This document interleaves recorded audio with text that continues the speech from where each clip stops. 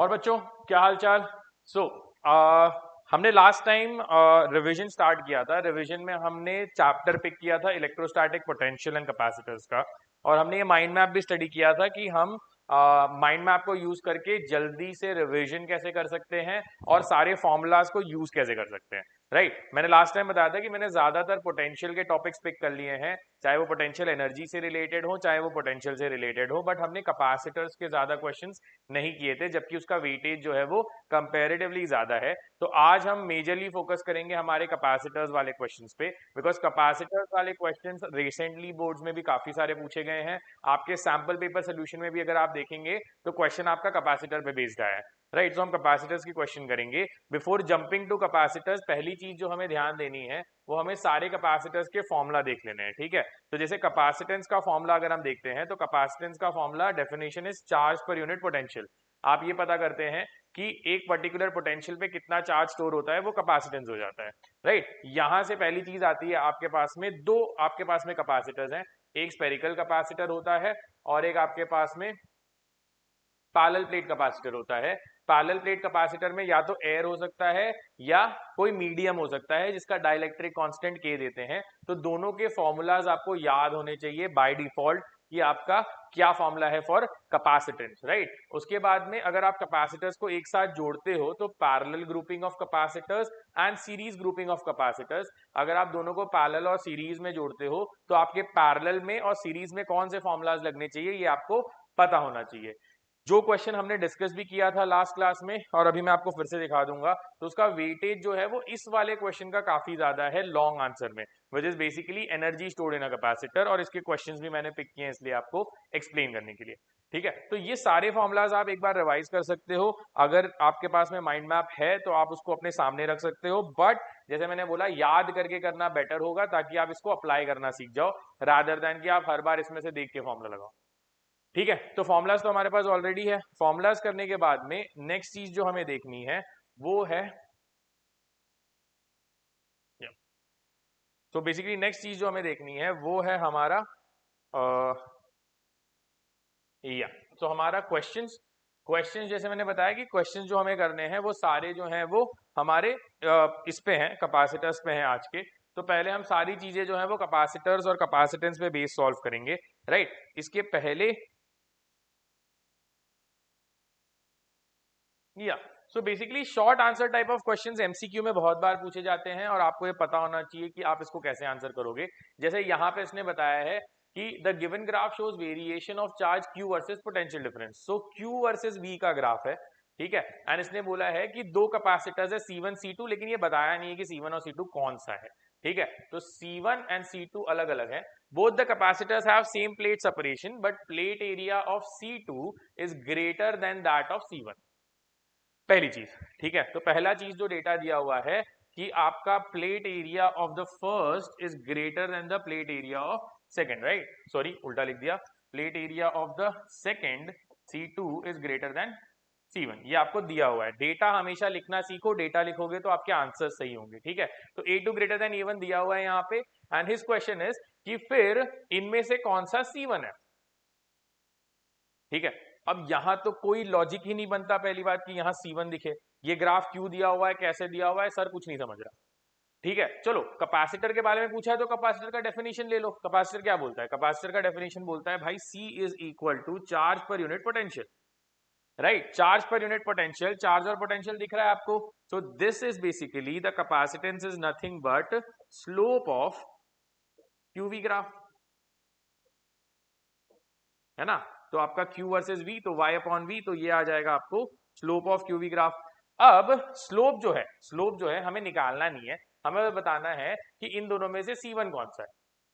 ठीक है, पहली बात C1 C2 जो है वो दोनों इक्वल नहीं हो सकते क्योंकि दोनों की एरिया अलग है। ऐसा क्यों, ऐसा इसलिए कि अगर आप C का फॉर्मूला लिखते हो तो that is K epsilon not A by D।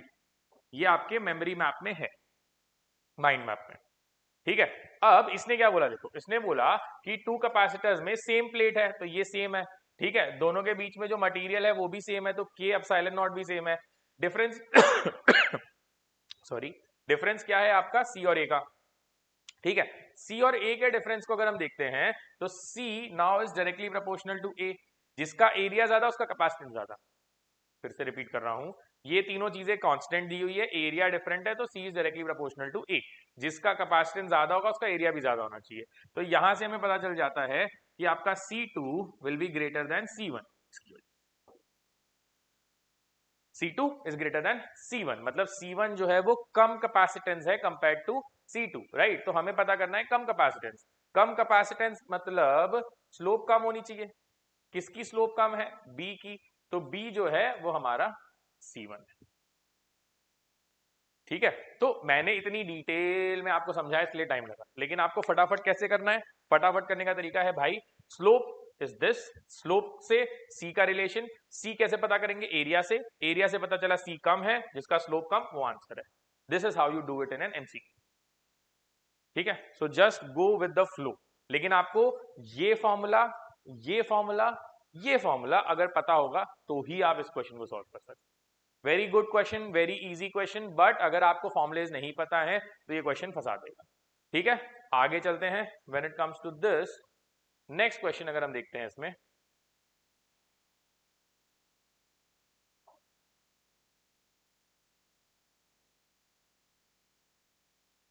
चलो, now he's telling explain the principle of working of a parallel plate capacitor if two similar plates each of area having surface charge density plus and minus r are separated by a distance d in air, write expression for electric field at points between two plates, the potential difference between the plates and the capacitance of the form. Now this is basically also a derivation that they ask. तो हम एक basic चीज समझते हैं कि parallel plate capacitor are basically made of two plates which are in front of each other, right. इसने क्या बोला है? इसकी सरफेस चार्ज डेंसिटी आप प्लस एस ले लो, इसकी माइनस एस ले लो। ठीक है, एक की प्लस एस और एक की माइनस एस है। अब इसने पहला सवाल जो पूछा है वो पूछा है electric field at points between the plate, between the plate. Gauss law पे अगर जाओगे, गॉस लॉ रिवाइज करोगे तो प्लेट की वजह से अगर आप फील्ड निकालते हो तो let's number this plate as 1 and 2, right. 1 की वजह से जो फील्ड जाएगी it will be in this direction, this will be E1, क्योंकि हमेशा जो फील्ड होती है वो पॉजिटिव से नेगेटिव की तरफ जाती है। ठीक है, और ये नेगेटिव है तो E2 की field will be towards negative, so ये E2। तो हमारी जो नेट फील्ड आ रही है बच्चों वो आ रही है E1 प्लस E2। ठीक है, E1 प्लस E2, ध्यान से देखना बहुत इजी क्वेश्चन है, 3 मार्क के लिए भी पूछ सकता है, 5 मार्क के लिए भी पूछ सकता है। ठीक है, E1 प्लस E2 कहां से आया? सो हमने सिर्फ ये डायरेक्शन पता किया कि सेंटर पे फील्ड का डायरेक्शन कहां होगा, पॉजिटिव प्लेट से दूर नेगेटिव प्लेट की तरफ, तो दोनों ऐड हो गए E1 प्लस E2।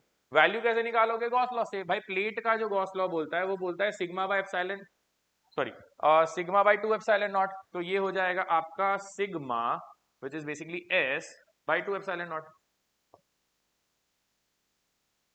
राइट। और E1 और E2 सेम होगा, बस उसका साइन अलग है, वो साइन हमने ध्यान दे दिया है बिकॉज हमने डायरेक्शन ऑलरेडी कंसिडर कर लिया है। डायरेक्शन कंसिडर करने के बाद में फिर साइन नहीं लगाने लगना इसमें। ठीक है, तो ये इसके मॉड वैल्यूज है, इसको उठा के यहाँ सब्स्टिट्यूट कर दो तो ये आ जाएगा आपको S by 2 epsilon naught plus S by 2 epsilon naught, तो आपकी फील्ड आ गई सेंटर में S बाय एप्सिलॉन। पहला सवाल हो गया, electric field between the two points, right. Next ये पूछ रहा है the potential difference between the plates, दोनों प्लेट्स के बीच का पोटेंशियल डिफरेंस कितना होगा, राइट। सो दोनों प्लेट के बीच का पोटेंशियल डिफरेंस कैसे पता चलता है? भाई सिंपल है, हमें पता है कि potential difference is nothing but delta V by delta R, mod के टर्म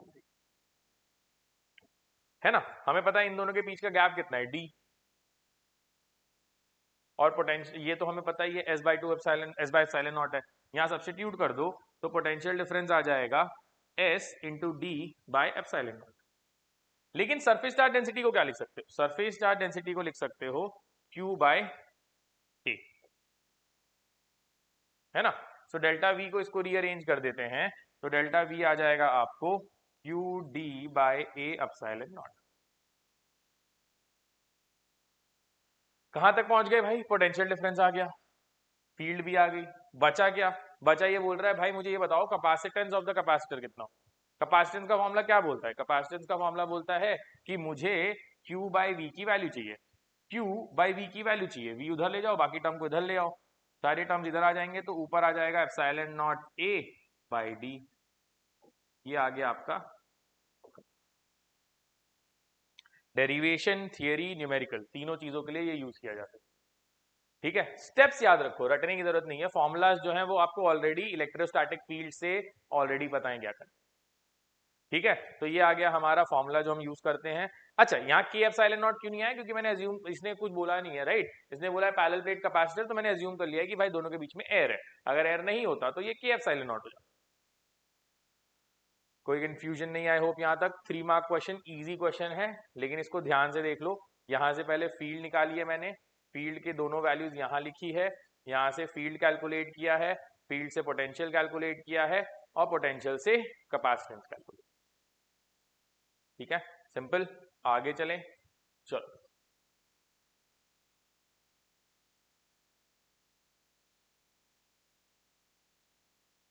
चलो, ये क्वेश्चन हो गया, आगे देखते हैं। ये देखो, ये वाला क्वेश्चन भी बहुत बार पूछता है, ठीक है, आपको वैल्यू पता करने के लिए। ये बोलता है two identical parallel plate capacitor C1 and C2 have capacitance C each, right? और area between their plates is now filled with dielectric as shown. If two capacitors still have equal capacitance, obtain the relation between K1 and K2। ठीक है, तो अगर हम इसको देखते हैं, वो L है, वो L/2 है, ओके। तो ये ऐसा कुछ दिख रहा है। तो पहला केस जो है उसमें ये पूरा कैपेसिटर है, ये डिस्टेंस d है, और ये जो है ये पूरा L है, जिसके लिए हम एरिया A ले लें। ठीक है, अब इस केस में जो डाइलेक्ट्रिक कांस्टेंट भरा हुआ है वो K है। यहाँ आ जाओ, तो आधा भर दिया है, यहाँ K1 है, यहाँ K2 है, this is L/2, right? And this distance is d। तो बेसिकली यहाँ पे एरिया हो जाएगा A/2 और यहाँ की एरिया हो जाएगी A/2, क्योंकि हाफ कर दिया तो एरिया जो है वो हाफ हो गया, राइट? अब आप इसको कनेक्ट करोगे, सो कनेक्शन ऐसे होगा इसका कैपेसिटर का, यहाँ भी कनेक्शन जो है वो ऐसे होगा। इसका सवाल ये कि K1, K2 और K का रिलेशन क्या है। तो पहले रिलेशन निकालने के पहले दोनों की वैल्यूज निकालनी पड़ेगी। इसकी वैल्यू तो आपको पता ही है, फटफट आंसर आ जाता है। क्या आंसर आ जाता है? माइंड मैप में देख लो, कैपेसिटेंस आ गया आपको K एप्सिलॉन नॉट A/D। ये तो सिंपल। यहां की कहानी डिफरेंट है। यहां पे क्या हो रहा है, यहां पे दो कैपेसिटर हैं, दो कैपेसिटर जो ऐसे कनेक्ट है। कैसे पता चला? भाई देखो ना, ये ऊपर वाला पार्ट है, ये नीचे वाला पार्ट है, दोनों को चार्ज सेम मिलेगा, राइट? तो दोनों को अगर आप देखोगे तो दोनों के बीच का पोटेंशियल डिफरेंस सेम है, लेकिन दोनों को ऊपर नीचे चार्ज जो है वो अलग अलग मिलेगा, क्योंकि दोनों का कैपेसिटेंस अलग अलग होगा, राइट? बट पोटेंशियल डिफरेंस दोनों के बीच में क्या होगा? A-B। तो A-B के बीच में लगा दिया। अब और सिंपल हो गया, कैसे? इस वाले का कैपेसिटेंस मुझे पता है, K1 epsilon naught A/2D। A/2 क्यों आया? इसकी वजह से, है ना? यहां पे अगर आप आते हो तो यही सेम चीज K2 के लिए है, तो K2 एप्सिलॉन नॉट A/2D। अब फिर से हमारी मेहनत आ गई, मेहनत ये आ गई कि आपने ये चीज अभी देखी थी, आ गया, यस, अभी ये चीज देखी थी, कौन सी वाली? ये देखो, इसलिए मैंने बोला ना माइंड मैप आपकी हेल्प करेगा। माइंड मैप में आपको सीरीज और पैरेलल का फॉर्मूला पता है। हमारा जो अभी पैरेलल है तो हम कैपेसिटेंस को ऐड कर सकते हैं, राइट? सो कैपेसिटेंस को ऐड करेंगे, कैपेसिटेंस को अगर ऐड करते हैं यहाँ पे तो हमें क्या आता है? तो हमें C यहाँ पे आ जाता है K1 एप्सिलॉन नॉट A/2D, तो कॉमन है, और ब्रैकेट में आ जाता है K1 प्लस K2। अब इसने क्या बोला है? इसने सवाल में ये बोला है, इसने सवाल में ये बोला है, कहाँ गया सवाल हमारा? ये यहाँ है सवाल, यस, सवाल यहाँ है हमारा, राइट? इसने बोला if the two capacitance are equal then find the relation between K1। तो दोनों कैपेसिटेंस इक्वल दिया हुआ है, राइट? तो अगर दोनों कैपेसिटेंस इक्वल दिया हुआ है then this two should be equal. तो हम लिखेंगे यहां से और यहां से कि K epsilon naught A/D is equal to epsilon naught A/2D bracket K1 plus K2। Epsilon naught A cancel हो गया है, D और D कैंसिल हो गया है, आपके पास क्या बच गया है? K is equal to K1 plus K2 bye.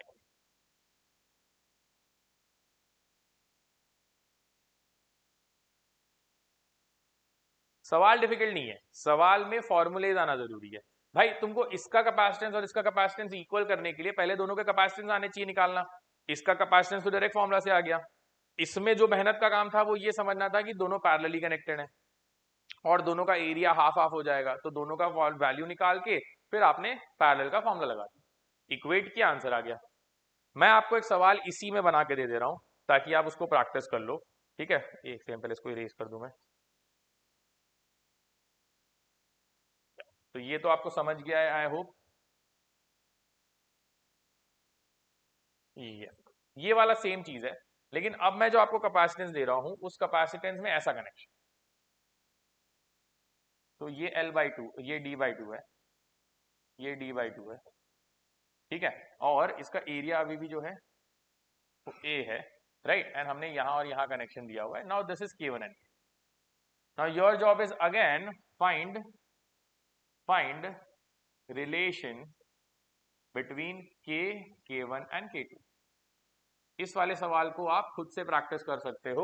आपको इसमें डिफरेंस पता करना है कि दोनों सवालों में क्या डिफरेंस है। अगर आपको डिफरेंस पता चल गया तो मेथड एग्जैक्टली सीखना है, ठीक है। तो इस सवाल को आप नोट कर लीजिए बिकॉज ये उसमें नहीं है लिस्ट में, तो आप इसको नोट करके रख लीजिए और उसके बाद में हम इसको सॉल्व करके मुझे बताइएगा कि इसका आंसर क्या है, ठीक है।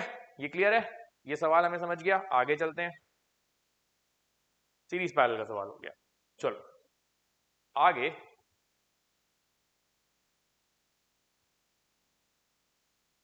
ये अनदर क्वेश्चन जहां पर आपको इंपॉर्टेंस बहुत ज्यादा है, बहुत सिंपल क्वेश्चन है क्योंकि ये 1 मार्क या 2 मार्क से ज्यादा के लिए नहीं पूछेगा, ठीक है। ये बोल रहा है calculate the potential difference and the energy stored in the capacitor C2 in the circuit shown given at potential at A is 90, C1 is 20, C2 is 30 and C3 is 50। कैसे करेंगे, कोई आइडिया है इसको करने का?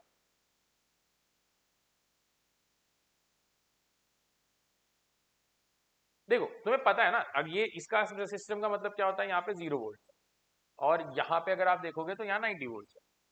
तो पहले तो ना ये साइन को हटा के इसको इजी कर देते हैं। तो ये बेसिकली ऐसा है, ये 90 वोल्ट यहाँ 0 वोल्ट है, ये 90 वोल्ट की बैटरी कनेक्टेड है, तो इसका टेंशन खत्म। इसको देख के लोग बहुत लोग छोड़ देते हैं, तो मैंने इसको बता दिया भाई इसको ऐसे कन्वर्ट करते हैं, ठीक है। इनकी वैल्यूज लिख लेते हैं, ये पता है 20 है, ये पता है 30 है और ये पता है 15, राइट। अब देखो पहली चीज क्या ढूंढनी है हमें, पहली चीज ये ढूंढनी है कि what is the potential difference across C2। सबका पोटेंशियल डिफरेंस अलग होगा क्योंकि ये सीरीज में, सेम क्या होगा, चार्ज। तो पहले सीरीज वाले फॉर्मूला से हमें इसका वैल्यू निकालना पड़ेगा। सीरीज वाला फॉर्मूला क्या बोलता है, 1/C is equal to 1/C1 plus 1/C2 plus 1/C3। ये फॉर्मूला आपके माइंड मैप में है ऑलरेडी, ठीक है। माइंड मैप इसलिए मैंने बोला माइंड मैप को आप बार बार रिवाइज करके क्लियर करते रहिए। अगर ये फॉर्मूला नहीं आएंगे तो यार ये क्वेश्चन का कोई मतलब नहीं है, हो गया खत्म, जीरो। फॉर्मूला पता होना जरूरी है, अगर फॉर्मूला पता है तो आप फिर रीड करके ब्रेक डाउन करके फिर फॉर्मूला यूज कर सकते हैं। ब्रेक डाउन में आपको सिखा रहा हूँ, ठीक है। 1/C 1/C1 1/C2, 1/C1 हमारा 1/20 है प्लस 1/30 प्लस 1/15, तीनों का एलसीएम 60 होता है, तो ये हो गया 3 प्लस 2 प्लस 4/60। तो आपका C जो आ गया वो आ गया 60/9, तो दिस इज 3 3 9 3 20, तो 20/3 टोटल कैपेसिटेंस आ गया, ठीक है। टोटल वोल्टेज आपको पता है, तो चार्ज कितना होता है, चार्ज होता है C इंटू वी। सी आपका आया है 20/3 और पोटेंशियल कितना है आपका 90 वोल्ट। तो हमारा चार्ज आ गया 3 3 9 30 इंटू 20 600 माइक्रो कूलम। माइक्रो क्यों आया, क्योंकि हमने मिली, सॉरी माइक्रो बोल रहा हूँ, मिली कूलम, मिली फैराड यूज किया है तो हमको मिली कूलम आएगा, राइट। तो मिली कूलम में हमको चार्ज आ गया है। सबसे अच्छी बात यह है कि तीनों पे सेम चार्ज होना चाहिए, है ना। तो तीनों पे सेम चार्ज होना चाहिए, तो इसका पोटेंशियल डिफरेंस निकालना है C2 का। C2 का पोटेंशियल डिफरेंस अगर निकालना है तो it is nothing but CV is equal to Q। हमें क्या निकालना है, पोटेंशियल, तो Q/C। तो Q/C, Q कितना है हमारे पास में 600 डिवाइडेड बाय C कितना है हमारा 30, ठीक है। तो ये 0 0 कैंसिल, 20 वोल्ट जो है वो इसका ड्रॉप है, इस वाले का 20 वोल्ट इसका ड्रॉप आ गया। अगर पोटेंशियल एनर्जी निकालनी है तो हाफ CV² है, half, sorry half into C कितना है हमारे पास में 30, इंटू वी स्क्वायर, वी कितना आया हमारे को 20 volt, so this is 400, so this is 2 ones are 2 200s are, so 200 into 30, so that is 6000 milli joules, जिसको आप 1000 से कर दोगे तो 1000 10 टू द पावर -3 मल्टीप्लाई होके 6 जूल एनर्जी आपको आ जाएगी। बहुत ही अच्छा सवाल और बोर्ड में आने के बहुत ज्यादा चांसेस है। सेम सवाल नहीं आएगा, टेंशन मत लो, बदलेगा, लेकिन बहुत सिंपल सा सवाल है, बहुत कॉम्प्लिकेटेड तरीके से लिखा गया है और आपको यही सीखना है कि कॉम्प्लिकेटेड से अपनी लैंग्वेज में कैसे लाना। देखो मैंने ये सब हटा दिया, मैंने बोला यार बैटरी लगी है मतलब 90 वोल्ट्स की, तो ये वाला सर्किट तो रोज ही पढ़ रहे हो, है ना, सीरीज वाला, तो सीरीज वाले में से चार्ज निकाला, चार्ज से पोटेंशियल, पोटेंशियल से energy, simple. Break it down, always break down, कि अगर आपको कॉम्प्लिकेटेड सर्किट दिख रहा है तो आप उसको सिंपल सर्किट, अपने जो नजर में दिखता है, हमें जो समझता है उस सर्किट में आप उसको ब्रेक डाउन करोगे। क्लियर है? आई होप ये क्वेश्चन को ध्यान से करिएगा, प्रैक्टिस फिर से करिएगा, अगर डाउट होगा तो मुझे बताइएगा, ठीक है? आगे चले, चलो ये हो गया। कोई सवाल हो तो मुझे पूछ लो, because I think I am going at a like not very fast pace, but मैं थोड़ा जल्दी इसलिए चल रहा हूँ कि मैं कैपेसिटेंस आज खत्म करना चाहता हूँ। तो कैपेसिटेंस में अगर मैं थोड़ा जल्दी जा रहा हूँ या कोई चीज नहीं समझ रही हो तो आप मुझे बता सकते हो, मैं उस चीज को रोक के फिर से एक्सप्लेन कर दूंगा। आगे चलते हैं, ये सवाल हो गया, नेक्स्ट देखते हैं। So energy store in a capacitor, ना मैंने बोला था इसका वेटेज ज्यादा है, तो प्लीज इसको ध्यान दीजिएगा। 5 मार्क क्वेश्चन में क्या है, सवाल क्या बोलता है? सवाल ये बोलता है कि भाई two identical capacitors L into B, plate separation have dielectric stab filled between the slab of the plates as shown in the figure, obtain the relation between K, K1 and K2। अरे ये तो same वाला question है, पीछे भी किया था, पीछे भी किया था, तो क्या दुख है? पीछे भी किया था तो कोई दुख नहीं है, इसको उठा ले चलते हैं, इसका स्नैपशॉट ले लेते हैं और उठा के ले चलते हैं। आ गया स्नैपशॉट।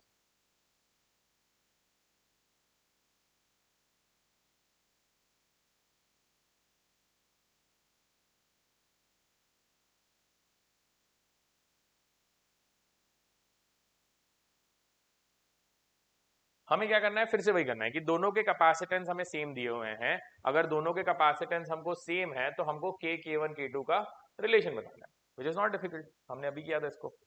चलो पहला वाला तो यार सिंपल है, पहला वाला तो आप मुझे खुद ही बता सकते हो।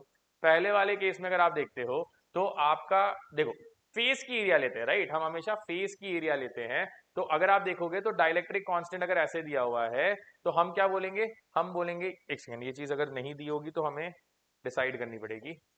हमें क्या दिया हुआ है, dimension L, dimension L into B, dimension L into B मतलब एरिया दिया हुआ है, ठीक है, एल इंटू बी जो है वो एरिया है, ठीक है, एंड प्लेट सेपरेशन डी, तो प्लेट सेपरेशन डी है, ठीक है, प्लेट सेपरेशन डी है, ये ध्यान रखना, ठीक है, वेरी इंपॉर्टेंट पॉइंट, फिर से बता रहा हूं, यहां मैं इसलिए वापस आया हूं क्योंकि आपको प्लेट सेपरेशन कौन सा है, एल बी और डी तीनों में प्लेट सेपरेशन कौन सा है, ये बहुत इंपॉर्टेंट होता है पैरेलल प्लेट कैपेसिटर में।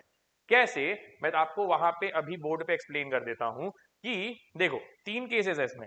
एक केस ये हो सकता है कि जैसे इसने प्लेट सेपरेशन डी दिया है, तो प्लेट सेपरेशन अगर डी है तो मेरा एक प्लेट ऐसा है और दूसरा प्लेट इसके नीचे है और सेपरेशन डी, ये हमारा क्वेश्चन है, ठीक है। लेकिन अगर प्लेट सेपरेशन एल होता, प्लेट सेपरेशन एल अगर होता बच्चों, तो हमारा ये फेस फर्स्ट प्लेट हो जाता, ये फेस सेकंड प्लेट हो जाता और ये प्लेट सेपरेशन हो जाता। And these are two different questions, because यहां पे आपका जो एरिया आ रहा है, this area is basically L into B, लेकिन यहां पे जब एरिया आप फाइंड करोगे प्लेट का, तो प्लेट का एरिया आएगा आपको D into B, so B D. Very very important, very tricky question to solve, अगर आप इसको नहीं समझोगे, इसको आप स्टार मार्क करके रख लो कि ये चीज कहीं मिस ना हो जाए। अगर उसने तीनों डायमेंशंस दिए हुए हैं, लेंथ ब्रेड्थ और डेप्थ, तीनों चीजें अगर दी हुई है, तो आप ये क्वेश्चन में पढ़ोगे कि भाई प्लेट सेपरेशन क्या है, प्लेट सेपरेशन को छोड़ के जो बचेगा वो आपको एरिया देगा, ठीक है। ये पता करने के बाद में हमारा सवाल जो है वो बन गया हमारा इजी क्वेश्चन। कैसे इजी हो गया दिखाता हूं आपको,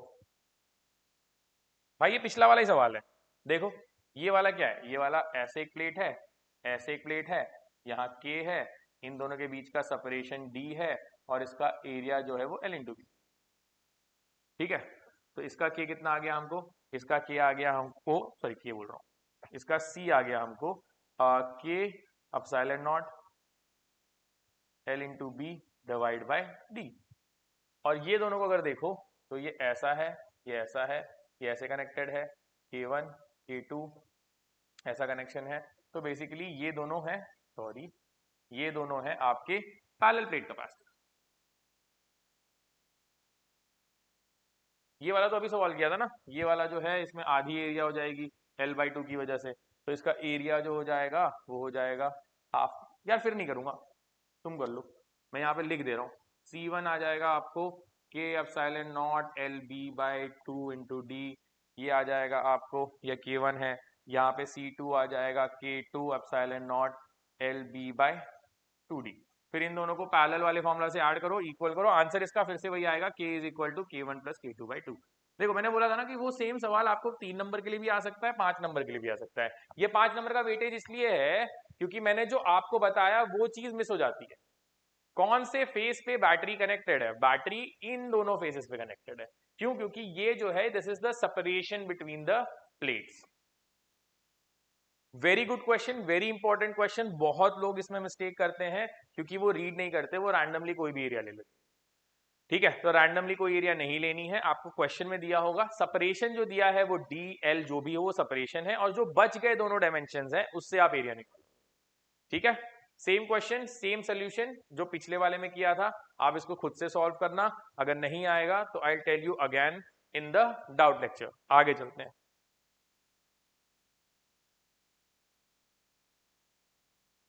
ये देखो, find the ratio of potential difference that must be applied across the parallel and series combination of two capacitors C1 and C2 with their capacitance in the ratio 1:2 so that the energy stored in the two cases becomes the same। अब सवाल पढ़ने में थोड़ा सा confusing है, लेकिन आप ये समझो हमें अलग अलग पोटेंशियल डिफरेंस अप्लाई करना है। ठीक है, एक पैरेलल वाले कॉम्बिनेशन में, एक सीरीज वाले कॉम्बिनेशन, ऐसा अप्लाई करना है कि दोनों केस में आपकी इलेक्ट्रोस्टैटिक एनर्जी सेम होनी चाहिए। ठीक है, चलो अब मैं तुमको पहले इसका सोल्यूशन ही बता देता हूं कैसे करना है। भाई इलेक्ट्रोस्टैटिक एनर्जी सेम होनी चाहिए, पता कैपेसिटेंस है, पता कैपेसिटेंस है, दिया वोल्टेज है, तो आपको फॉर्मूला कौन सा यूज करना है? C1 V1 square should be equal to C2 V2 square.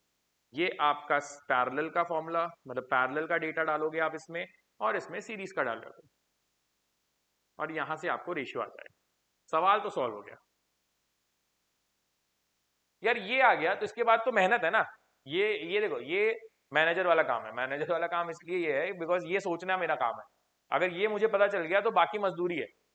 मजदूरी मतलब क्या भाई, क्या दिया? कैपेसिटेंस का रेशियो क्या है? 1:2। चलो तो C1 वाले को हम ले लेते हैं C, और C2 वाले को ले लेते हैं 2C। अब देखो, अब इसको पहले क्या किया, पैरेलल में कनेक्ट किया। पैरेलल में कनेक्ट करोगे तो C जो हो जाएगा C टोटल, ठीक है, C टोटल मतलब C पैरेलल, CP ले लेते हैं चलो, तो CP हो जाएगा 3C, है ना। तो आपका फर्स्ट केस में आ जाएगा half into 3C into V1 square. This is your first case, energy in the first case, right.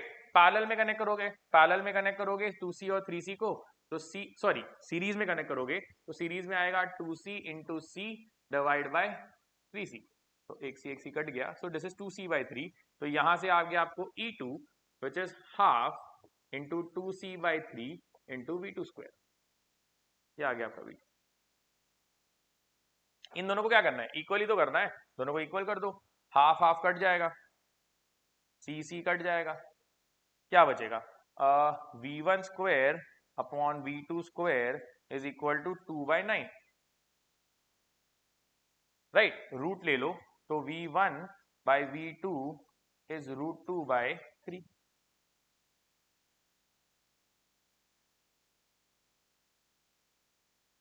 ये देखो, ये 3 नंबर है इसमें, ठीक है, और एक इसका पार्ट है, हमने फर्स्ट पार्ट ही पिक किया है। 3 नंबर के लिए इतनी सी क्वेश्चन है बस, लेकिन ये क्वेश्चन का 3 नंबर इसलिए है कि ये समझना, ये और ये निकालना is what theory is about. इसलिए मैं हर लेक्चर में आपको बोल रहा हूं कि फॉर्मूला से सवाल नहीं सॉल्व होते, थियरी से होते हैं। अगर आपको सीरीज, पैरेलल, एनर्जी का कौन सा फॉर्मूला कहां यूज करना होता है, ये चीजें नहीं पता है तो आप कितने भी फॉर्मूला रट लो, आप सवाल में फंस जाओ। ठीक है, मैं एक बार फिर से फट से बता देता हूं, मैंने ये फॉर्मूला यूज किया, इसने बोला है दोनों की एनर्जी सेम होनी चाहिए, तो मैंने वो चीज लिखी। एनर्जी के बहुत सारे फॉर्मूला है ना, क्यू स्क्वायर बाई टू सी भी है, लेकिन मैंने सी वी स्क्वायर की यूज किया क्योंकि कैपेसिटेंस मुझे दिया हुआ था और पोटेंशियल का रेशियो पूछा था, तो मैंने सीवी वाला फॉर्मूला यूज किया। यही दोनों चीजें तो दी हुई हैं। ठीक है, अब इसके बाद सवाल इजी इसलिए हो गया क्योंकि C1 C2 दिया हुआ है, तो मैंने पैरेलल वाले में एनर्जी निकाली, सीरीज वाले में एनर्जी निकाली और फिर उसको सब्स्टिट्यूट कर दिया, बस आंसर आ गया। ठीक है, clarity, you need clarity in the theory. अगर आपकी थियरी अगर क्लियर है then you will not be in trouble when it comes to solving questions. देखो, आपने अभी नोटिस किया होगा कि मैंने बहुत सारे क्वेश्चन में ऐसे लिए हैं जिसमें नंबर्स ही नहीं है, और बोर्ड भी उस तरफ जा रहा है कि वो ये कोशिश करता है कि ज्यादा कैलकुलेशन ना करना पड़े स्टूडेंट को, क्योंकि कैलकुलेशन में ऐसा हो सकता है कि स्टूडेंट को बहुत अच्छे से आता हो लेकिन कैलकुलेशन मिस्टेक हो जाए। तो ही they are not checking for people who are good in calculation, they are checking for people who are good at understanding the concept. आप कंसेप्ट पे फोकस करो, यहाँ पे कहीं भी नंबर्स यूज नहीं हुए, और तो भी आंसर जो आया है वो नंबर में आया है, राइट। तो ये चीज ध्यान रखो कि आपको इस तरीके से ब्रेक डाउन करना है सवाल को। सवाल को जब आप ब्रेक डाउन करोगे तो आपको इजी हो जाएगा ये। यहां तक आई होप आपको समझ गया होगा।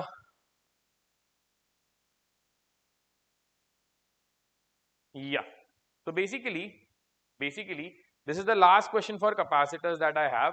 There is one thing that I want to discuss, इसलिए मैंने और सवाल नहीं डाले।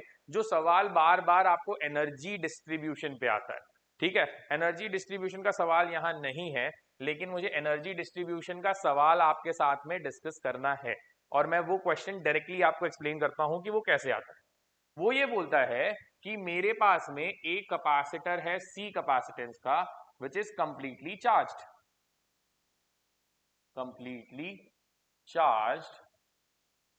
To V. ठीक है, अब ये बोलता है मैंने इस चार्ज कैपेसिटर को कनेक्ट किया है, connected to, let's assume connected to another capacitor, another uncharged capacitor,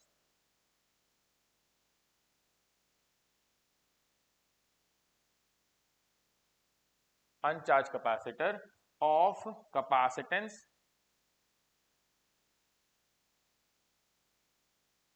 sorry, capacitance 2C। अब इसका सवाल ये है कि आफ्टर चार्ज डिस्ट्रीब्यूशन और एनर्जी डिस्ट्रीब्यूशन मुझे ये बताओ कि इनिशियल एनर्जी और फाइनल एनर्जी का रेशियो क्या होगा। ये कभी रेशियो पूछ लेता है, कभी डिफरेंस पूछ लेता है, ठीक है, दोनों में से कोई भी चीज पूछ सकता है। और ये सवाल बहुत ज्यादा चांसेस है कि आपको बोर्ड में आ सकता है। ठीक है, फिर से ऐसा सवाल है जिसके चांसेस बोर्ड में आने के बहुत हैं, इवन ये एंट्रेंस में भी बहुत बार पूछता है। बहुत ज्यादा डिफिकल्ट नहीं है, मैं आपको स्टेप्स बताऊंगा, आप स्टेप्स याद रखो। ठीक है, पहला स्टेप ये है कि हमें ये चीज पता है, इसमें दो चीजें करनी होती है। पहला, आपको चार्ज कंजर्व करना होता है, ठीक है, और दूसरा स्टेप जो है चार्ज कंजर्वेशन के बाद में, वो है पोटेंशियल बैलेंसिंग।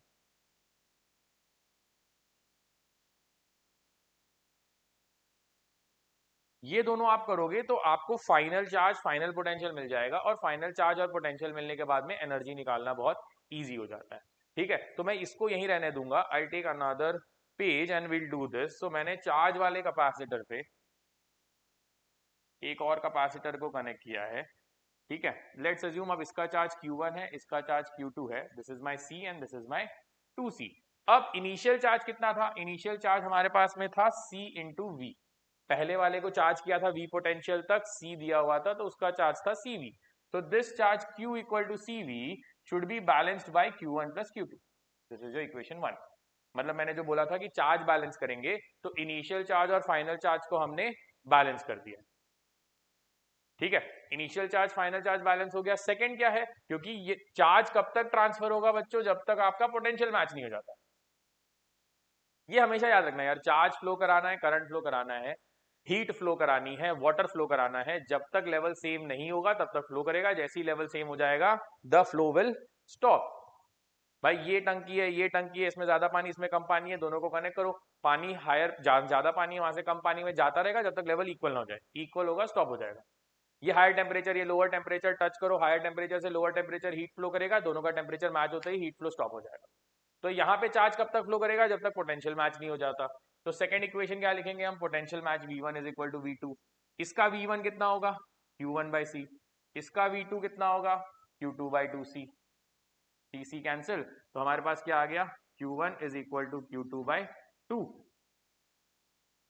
इसको उठा के यहाँ सब्स्टिट्यूट कर दो, ठीक है। इसको उठा के वहां अगर सब्स्टिट्यूट कर देते हैं तो sorry, CV is equal to, CV is equal to Q1 कितना है, Q2 बाई 2 प्लस 3, तो 3Q2 बाई 2। तो हमें आ गया Q2 की value which is 2CV by 3, और Q1 जो है वो इसका हाफ है, तो Q1 आ गया CV बाई 3।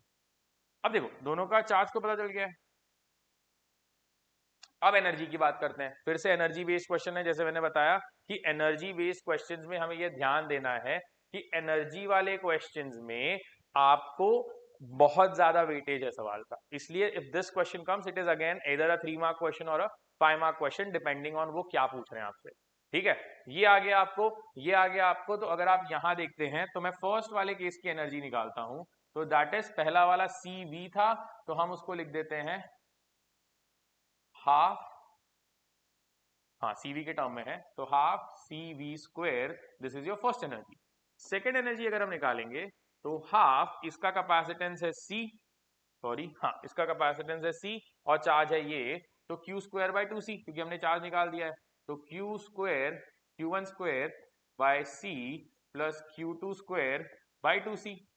Q1 स्क्वायर कितना होगा बच्चों, ये, तो ये हो जाएगा इसका स्क्वायर Q1 या सॉरी Q1 का स्क्वायर, ये हो जाएगा CV स्क्वायर बाई 9। ये कितना हो जाएगा, ये हो जाएगा half into Q2 square by C, Q2 square by C will be 4CV square by 9, ये 2 2 जा कितना हो गया, तो ये कितना आ गया बच्चों, ये आ गया आपको CV स्क्वायर, ये 2 है तो 3CV स्क्वायर बाई 9, ये आ गया आपको CV स्क्वायर बाई 3। अब इसने सवाल ये पूछा था कि मुझे E1 बाई E2 का रेशियो बताओ, तो E1 बाई E2 का रेशियो अगर हम देखते हैं तो ये दोनों डिवाइड हो जाएगा, CV स्क्वायर कट जाएगा एंड यू विल गेट 3:2। अच्छा, अब मेरा आपसे एक सवाल है, इस रेशियो को देख के ये बता सकते हो कि एनर्जी कंजर्व्ड है कि एनर्जी लॉस्ट है कि एनर्जी इंक्रीज हुई है, क्योंकि देखो सवाल में और थियरी क्वेश्चन वो ऐड कर सकते हैं, आप ढूंढने के बाद में वो सवाल में कुछ भी पूछ सकते हैं आपसे, ठीक है। तो कैसे पता चलेगा सर कि इंक्रीज हुआ है कि डिक्रीज हुआ है, भाई देखो ना, E1 पहले केस की एनर्जी जो है वो 3x है, और E2 after the connection 2x है, तो एनर्जी तो घट गई है ना, 3x से 2x हो गई है टोटल एनर्जी। और हमने एक नहीं निकाला ना, टोटल कैपेसिटर का निकाला है, टोटल एनर्जी यहाँ, टोटल एनर्जी यहाँ, तो टोटल एनर्जी घटी है, टोटल एनर्जी घटी है मतलब एनर्जी जो है वो लॉस हुई है, ठीक है। इसलिए मैंने बोला था कि या तो वो रेशियो पूछेगा या तो वो पूछेगा डिफरेंस, बिकॉज एनर्जी का लॉस होता है, तो एनर्जी का लॉस होता है तो इसकी वैल्यू निकाल, ठीक है। आई होप यहां तक ये चीजें समझ गई होंगी। वेरी इंपॉर्टेंट क्वेश्चन, मैंने इसको अलग से इसलिए पिक किया क्योंकि ये वाला सवाल बहुत सारे बच्चे मिस्टेक करते हैं और ये छोड़ देते हैं, लिटरली करते ही नहीं है। चार्ज कैपेसिटर को अनचार्ज कैपेसिटर से कनेक्ट करेंगे, तो मैंने आपको स्टेप्स बता दिया है कि चार्ज कैपेसिटर को अनचार्ज कैपेसिटर से कनेक्ट करने पे चार्ज कंजर्व करो, पहला इक्वेशन, पोटेंशियल बैलेंस करो दूसरा इक्वेशन, इससे आपको नया चार्ज मिल जाएगा, उससे आपको एनर्जी निकालनी है, चार्ज निकालना है, जो भी निकालना है वो आपको मिल जाएगा। सवाल में ये भी पूछ सकता है कि फर्स्ट पॉइंट दोनों का चार्ज बता दो, सेकंड पॉइंट दोनों की इलेक्ट्रोस्टैटिक एनर्जी बता दो, third ratio of final and electrostatic energy and initial electrostatic energy बता दो, आपका 5 नंबर का क्वेश्चन रेडी हो जाए, ठीक है। अब इसी सवाल को मैं आपको थोड़ा सा चेंज करके दे देता हूं ताकि आप उसको प्रैक्टिस कर पाओ, ठीक है, आप उसको प्रैक्टिस कर पाओ। सेम सवाल को मैं चेंज कर रहा हूं, C is completely charged to 2V, ठीक है, C is completely charged to 2V and connected to another uncharged capacitor of 5C, uncharged capacitor of 5C। सवाल वही है आपका, आपको इसके लिए ढूंढना है इस क्वेश्चन के लिए कि आपका E1 बाई E2 कितना होगा। चलो एक एक कर लेते हैं, इसको बाद में करो, पहले पता करो, फर्स्ट सवाल ये पता करो कि Q1, सॉरी, तो पहले पता करो Q1 और Q2 कितना है, सेकेंड दोनों का फाइनल पोटेंशियल कितना आएगा V डैश, और तीसरा पता करो E1। तो तीनों पता कर लो जैसे तीनों निकालना है। ठीक है, ये सवाल मैं आपके लिए छोड़े जा रहा हूँ, बहुत इंपॉर्टेंट सवाल है, फिर से बोल रहा हूँ कि कर लेना, बहुत बार आप बोर्ड में ये सवाल छोड़ देते हो। ठीक है, और ये सवाल बोर्ड के लिए बहुत इंपॉर्टेंट। मैंने कैपेसिटर्स के जितने वेरिएशंस हो सकते थे क्वेश्चन के, सीरीज पैरेलल के, डाइलेक्ट्रिक कांस्टेंट के, वो सारी चीजें यहाँ पे ऑलमोस्ट कवर कर ली हैं। ठीक है, और अगर आप क्वेश्चंस अटेम्प्ट करते हो, प्रैक्टिस करते हो, आपको डाउट आता है तो आप मुझे कमेंट सेक्शन में बता सकते हो कि सर ये दिक्कतें हमें आ रही हैं, तो I take a separate class for it, and वो सारे जो आपके डाउट्स हैं वो सारे मैं आपके क्लास में क्लियर कर दूंगा। तब तक अगर कोई डाउट है, अगर इसमें कोई कंफ्यूजन है, तो आप मुझसे अपना सवाल पूछ सकते हो।